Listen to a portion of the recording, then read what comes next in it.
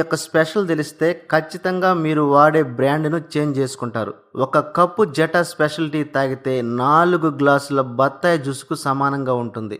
ఇది తేయాకు మొక్క మొదటి పైభాగంలో ఉన్న లేత చిగురు ఆకులతో మాత్రమే తయారవుతుంది. అయితే టీలో 2 రకాలున్నాయి. ఒకటి లీఫ్ టీ, రెండవది డస్ట్ టీ.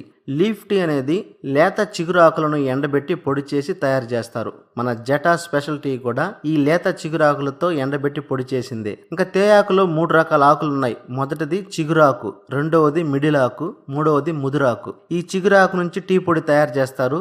మన జటా స్పెషల్ టీ కూడా లేత చిగురాకుల నుంచి తయారు చేసిందే. ఇక మిడిల్ ఆకు, ముదురాకులతో టీ పొడి కూడా తయారు చేస్తారు. అయితే దీని తయారు